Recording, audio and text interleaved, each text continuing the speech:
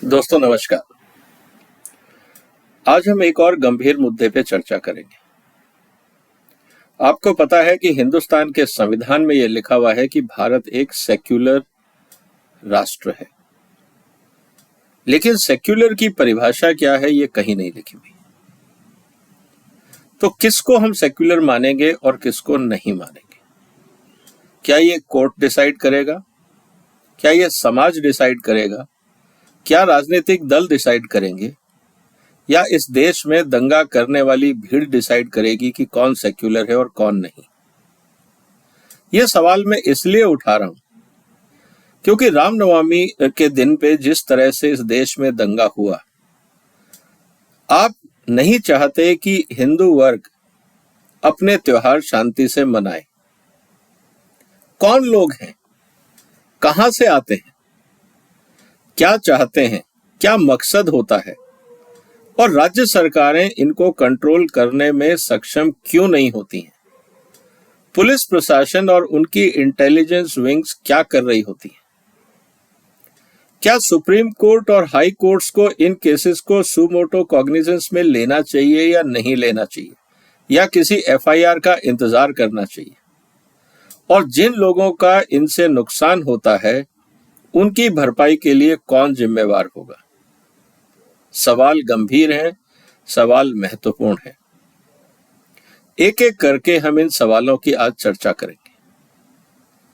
जब हम सेक्युलर देश की बात करते हैं तो सबसे पहले हमें यह समझना होगा कि सेक्युलर कौन है, किसको हम सेक्युलर बोलेंगे। क्या आपको लगता है कि सेक्युलर किताब में लिखने से और कॉन्स्टिट्यूशन में लिखने से लोग सेक्युलर हो जाएंगे?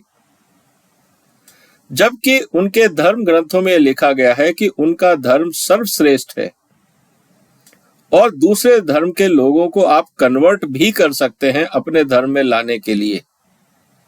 तो सेक्युलर की परिभाषा का क्या औचित्य रह जाता है? यह गंभीर सवाल है, इसके बारे में समाज को सोचना होगा। सिंपली कॉन्स्टिट्यूशन में लिखा हुआ है कि हम सेक्युलर हो गए या हमने लिख दिया तो सब लोगों की मानसिकता सेक्युलर हो जाएगी, ऐसा नहीं होता है। अगर किताबों में लिखने से, संविधान में लिखने से अगर समाज बदल जाता तो दुनिया में राम राज्य हमेशा के लिए हो जाता। लेकिन हकीकत यह है कि ऐसा होता नहीं है। कोर्ट के इंटरप्रिटेशन, कानून में लिखी हुई बातें, संविधान में कही गई बातें एक मार्गदर्शन का काम कर सकती हैं, इससे ज्यादा कुछ नहीं। तो हमें यह समझना होगा कि कौन सा समाज सेक्युलर है और कौन सा समाज सेक्युलर नहीं होना चाहता है। थोड़े दिन पहले एक टिप्पणी आई थी कि साहब धर्म, और सुप्रीम कोर्ट के एक जज ने कहा था कि जब तक धर्म और राजनीति मेल में रहेंगे तब तक ये स्थितियां बनी रहेंगी। तो सर, अगर आप ये कहते हैं कि धर्म और राजनीति या धर्म और गवर्नेंस दो अलग चीजें हैं, तो शरीयत कानून क्या है?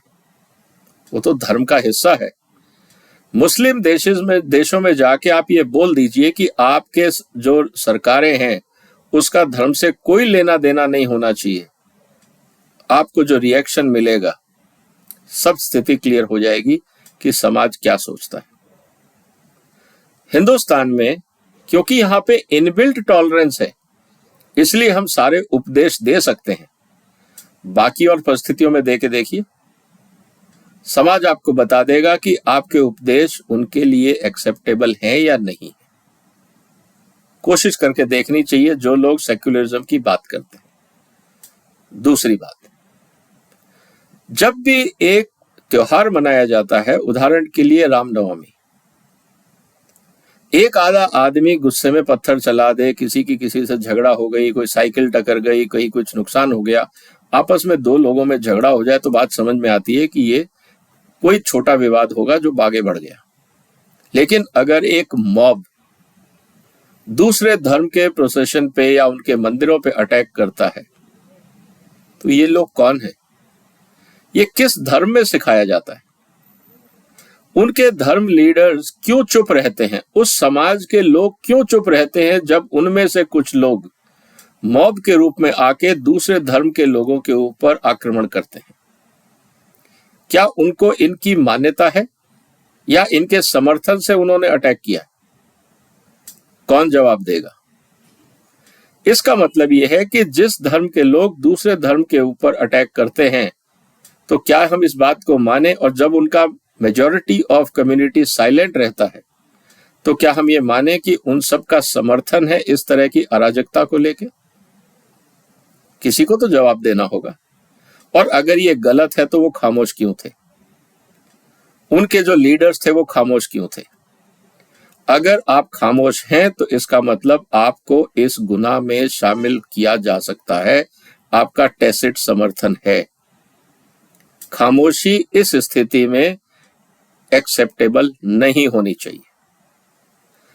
दूसरा मुद्दा यह आता है, एक खास जगह पे ही एक खास तरह के लोग ही इस तरह की बातें क्यों करते हैं? क्या यह प्रायोजित होता है? अगर यह प्रायोजित होता है तो प्लानिंग एक दिन में तो होगी नहीं, और अगर ये प्लानिंग एक दिन में नहीं होगी तो जो लोकल पुलिस है और उसका जो लोकल इंटेलिजेंस विंग है वो क्या कर रहा है? इसका मतलब यह है कि लोकल इंटेलिजेंस विंग और लोकल पुलिस प्रशासन की इस पूरे कांड में मिली भगत है। तो क्या वहां के लोकल पुलिस एडमिनिस्ट्रेशन को, और पुलिस एडमिनिस्ट्रेशन लोकल थानेदार नहीं, वहां के एसपी डीएसपी, क्योंकि सारे लोग उन्हीं के अंडर काम करते हैं, उनको वो जब चाहे रिपोर्ट मांग सकते हैं और लोअर स्टाफ सीनियर को रिपोर्ट दे सकता है। तो क्या हम ये माने कि लोअर जो पुलिस है, जो थाने पे पुलिस अधिकारी होते हैं या सिपाही होते हैं, और जो सीनियर अधिकारी होते हैं राज्य में और जिले में, उनके बीच में कम्युनिकेशन गैप है, डिस्कनेक्ट है। जो सीनियर अधिकारी हैं वो लोकल इंटेलिजेंस यूनिट की बात नहीं सुनते हैं। क्या हम इस बात को ये माने? और अगर उनके पास इनपुट आता है तो वो खामोश क्यों रहते हैं? क्या वो अकाउंटेबल नहीं होने चाहिए? ये गंभीर मुद्दा है, ये लॉ एंड ऑर्डर का मुद्दा है, क्योंकि जनता के पैसे से ही इनको तनख्वाहें मिलती हैं। तो जिस थाली में ये लोग खाते हैं उसी में अगर छेद करेंगे तो ये गद्दारी नहीं है तो क्या है? समाज जो इनको भरण पोषण का पूरा इंतजाम करता है, सैलरीज देता है, इनके सुख सुविधाओं का ध्यान रखता है, इनके परिवारों का ध्यान रखता है, अगर ये लोग उनके परिवारों को ही नहीं बचा सकते, जिनके टैक्स पेयर्स के पैसे से ये लोग तनख्वाहें लेते हैं, वर्दियां लेते हैं, गाड़ियों में घूमते हैं, शानो शौकत का इस्तेमाल करते हैं, और उसी पैसे, उसी वर्दी के धौस पे वो समाज पे अत्याचार होने देते हैं, क्या ये इंसानियत है? या ऐसे अधिकारियों को अकाउंटेबल बनाना होगा? यह हो सकता है कि उनका यह कहना हो कि साहब हमारे पॉलिटिकल मास्टर्स हमें अलाउ नहीं करते। तो आप पॉलिटिकल मास्टर्स के लिए काम कर रहे हैं या जनता के लिए? तो अगर ऐसी बात है तो आपके जो यूनियंस हैं वो सुप्रीम कोर्ट और हाई कोर्ट में पीआईएल क्यों नहीं दायर करती कि हमें पॉलिटिकल इंटरफेरेंस से मुक्ति दिलाई जाए, क्योंकि हम इस तरह के आतंकवादी घटनाओं को रोकना चाहते हैं, अराजकता को रोकना चाहते हैं, लेकिन हमारे पॉलिटिकल मास्टर्स हमें परमिशन नहीं देते। क्या पुलिस एसोसिएशंस ने पीआईएल फाइल करी? क्यों नहीं करी? क्या एग्जिस्टिंग अधिकारियों ने पीआईएल फाइल करी कि हमें सुप्रीम कोर्ट में कि हमें इस तरह के जो व्यवधान है उनसे मुक्ति दिलाई जाए? सुप्रीम कोर्ट हर मुद्दे पे गाइडलाइन इशू कर सकता है, तो क्या इस सेंसिटिव मुद्दे पे गाइडलाइन इशू नहीं कर सकता? हर छोटे बड़े मुद्दे पे सुप्रीम कोर्ट सू मोटो कॉग्निजेंस लेता है। इन गंभीर मुद्दों पे सुप्रीम कोर्ट सू मोटो कॉग्निजेंस लेके गाइडलाइन क्यों नहीं बनाता? सवाल गंभीर है।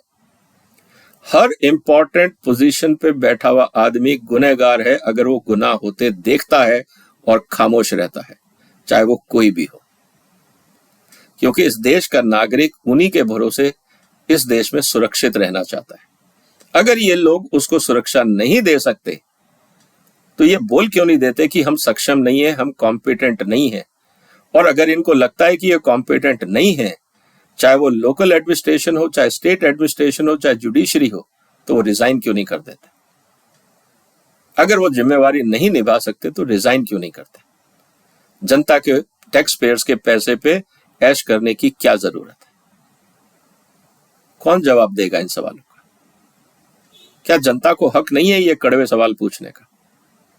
अगर हम नहीं पूछेंगे तो कौन पूछेगा? सवाल अब यह आता है कि अगर इस तरह की हरकतें होती हैं तो मेरा निवेदन है सुप्रीम कोर्ट से।